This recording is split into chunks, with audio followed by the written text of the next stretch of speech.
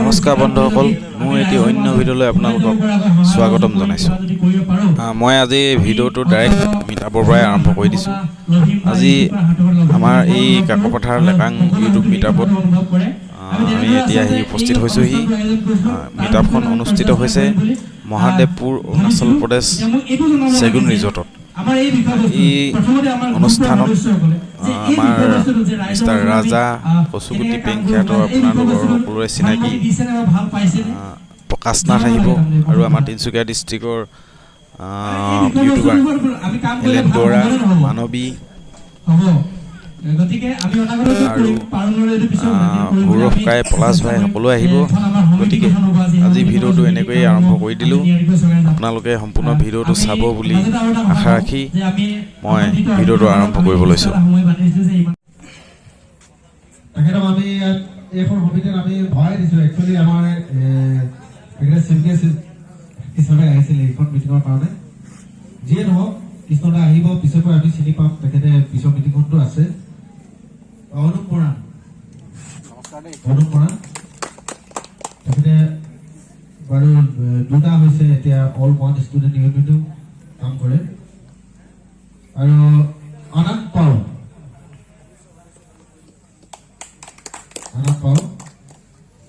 আৰু বিলেশ্বৰ মৰাণ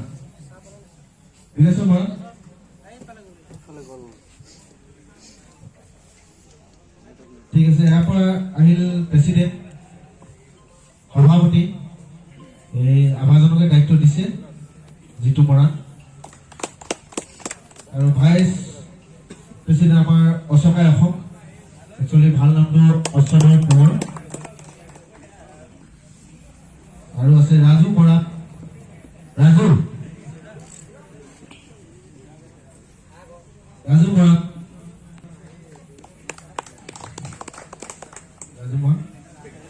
তাৰ পৰা প্ৰশাসনিক সম্পাদক আছে মণিকান্ত মৰাণ।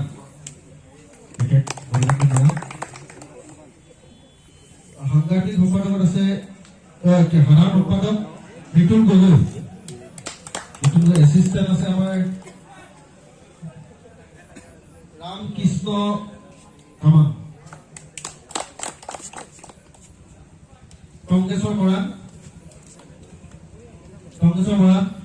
পিছপিনে টংকেশ্বৰ মৰাণক দিয়া হৈছে এছিষ্টেণ্ট ছেক্ৰেটাৰী। আৰু দীপ বৰুৱা। সাংঘাতিকত আছে সুৰজিত চেতিয়া আৰু শুভজিত মৰাণ। প্ৰচাৰ বিভাগত আছে বিদ্যুৎ দত্ত, বিদ্যুৎ ভাই, গণু প্ৰেমী আৰ্মি কৰ্মে। এয়া চেগুন ৰিজৰ্টৰ ভিতৰত সোমাই আহিছে মিষ্টাৰ ৰাজা আৰু প্ৰকাশ নাথ কচুগুটি পেং ষ্টাৰ।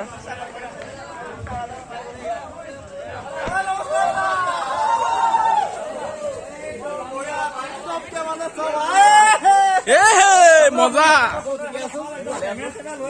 এই কচুগুটি পেং ষ্টাৰ।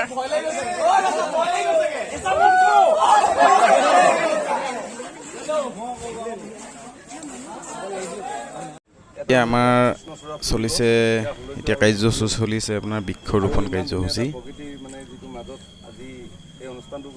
আপোনালোকে চাই থাকক এতিয়া বৃক্ষৰোপণ কাৰ্যসূচী। আজি যেনেকৈ অসমৰ মেইন ইউটিউবাৰবিলাক আহিলে হয় নহয় বাৰু, আৰু এটা সময়ত চেগুন ধাবা গৈ মানুহে মুম্বাই গোৱালৈ নাযাব, চেগুন ধাবালৈ আহিব, আৰু সেইটো আমি সকলোৱে আশা কৰিছোঁ হয় নহয় বাৰু।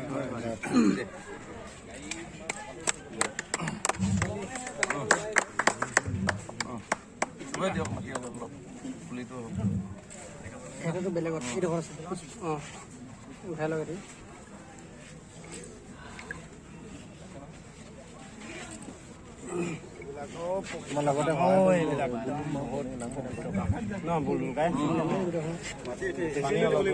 এই ক্ষেত্ৰত গছ পুলিটো ৰোপণ কৰাৰ ক্ষেত্ৰত আমি আমন্ত্ৰণ জনাই বিশেষকৈ সহযোগিতা আগবঢ়াব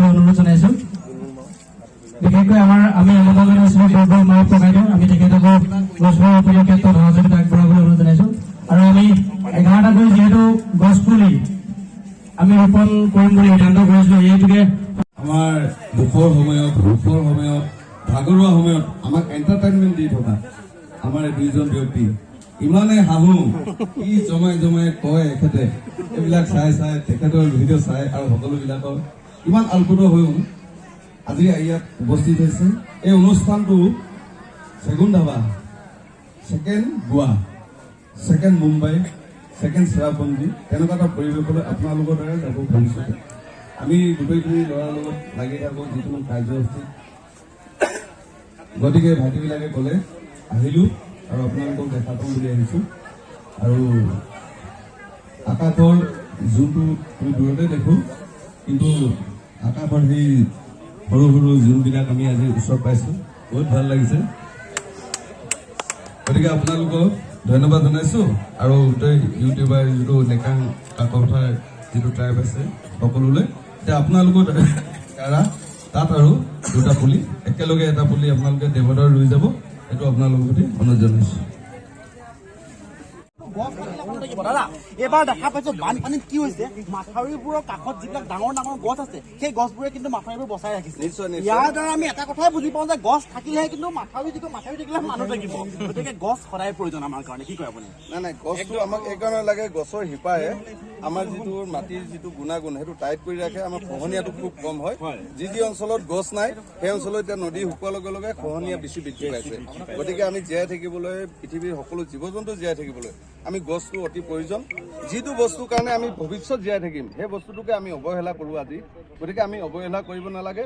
লাগিলে আমি বেলেগ এটা বস্তু আমি নাখাওঁ, কিন্তু গছ পুলিটো আমাৰ নিজৰ কাৰণে, নিজে সুস্বাস্থ্যৰ কাৰণে গছ পুলিটো আমাক লাগে। নিশ্চয় আপোনালোকে কথাখিনি অনুভৱ কৰিব পাৰিছে। সকলোৱে জানে বাৰু আজিকালি তাৰ মাজতে কিছুমানে বুজি নাপায় আৰু কি ক'ব তেওঁলোকৰ কথা বাদ দিয়ক বাৰু। বাকী এতিয়া যিহেতু এই গছ পুলিটো এতিয়া ইয়াতে কথাটো হ'ল যে কি আমি আহোঁ বহুত দূৰৰ পৰা, গছ পুলিটো ৰুই থৈ যাম, কিন্তু গছ পুলিটো এতিয়া চোৱা চিতা কৰাৰ দায়িত্ব কিন্তু আপোনালোকৰ। ইয়াৰ যিসকল ব্যক্তি আছে, স্থানীয় ব্যক্তি আছে, আপোনালোকে চোৱা চিতা কৰিব লাগিব। বাকী মই বাৰু যেতিয়া এইফালে অহা যোৱা কৰিম, মই এবাৰ হ'লেও মোৰ এই গছ পুলিটো চায়ে যাম কিন্তু। ঠিক আছে। আমি আমন্ত্ৰণ জনাইছোঁ এই ক্ষেত্ৰত এলেন বৰুৱা, মানৱী বৰুৱা আমি সকলোকে আহিবলৈ অনুৰোধ জনাইছোঁ। এলেন বৰুৱা, মানৱী বৰুৱা আৰু যিমানসকল আমি আমন্ত্ৰণ জনাই ইউটিউবাৰ আছে আমি সকলোকে আহি অনুৰোধ জনাইছোঁ যে মিষ্টাৰ ৰাজা এতিয়া গছ পুলি ৰুইছে। গছ কেইটা পথাৰ চেষ্টা নকৰিব, যিমান পাৰে কিমান ৰুৱক। এইটো কি পুলি হয়? এইটো দেৱদাৰু।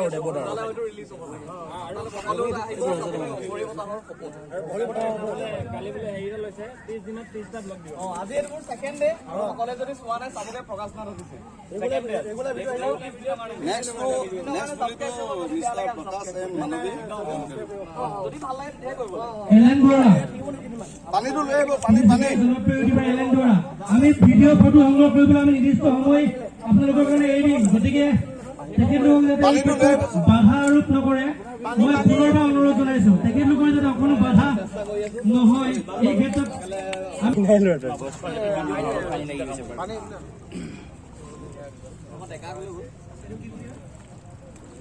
কোৱা প্ৰকাশ।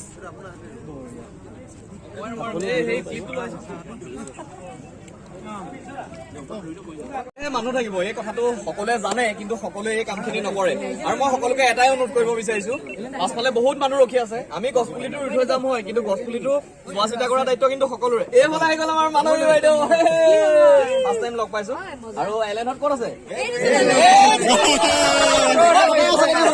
দেখিছো ন, এইফালে পাহৰি গৈছো। একো নাই, আমি এটা গছ পুলিটো ৰুব লাগে, গান চান ৰুব লাগে, কিন্তু চোৱা চিতা কৰা দায়িত্ব সকলোকে দিলো। গতিকে সকলোৱে চাব বুলি আশা কৰিছো। বিশেষকে আমাৰ প্ৰিয় চিন্তাৰ চোৱা চিতা দায়িত্ব।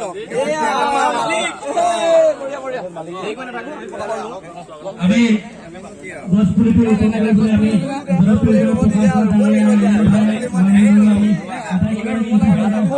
সকলোৱে মিলি আমি গছ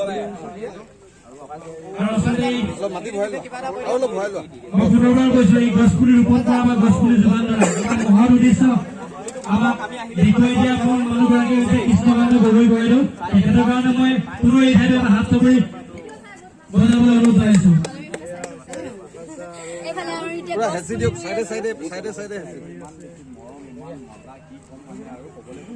আজি লগে ভাগে গছ পুলি ৰুইছো কিন্তু দেই, গছ পুলি কিন্তু বহুত ডাঙৰ হ'ব। আৰু মাটি ভৰাই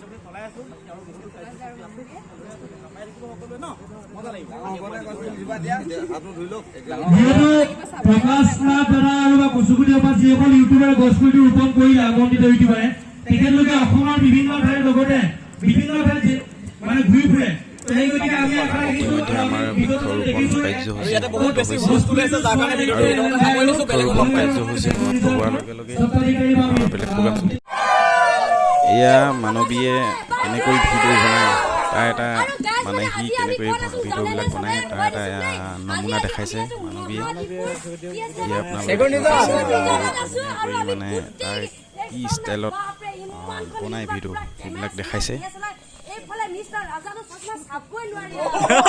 কিতাপখন যদি প্ৰথমৰ পৰা লাষ্টলৈকে দেখাওঁ তেতিয়াহ'লে 3 ঘণ্টা 4 ঘণ্টা এখন চিনেমা হৈ যাব গতিকে মই আপোনালোকৰ মাজত খণ্ডখন দেখাবলৈ চেষ্টা কৰিম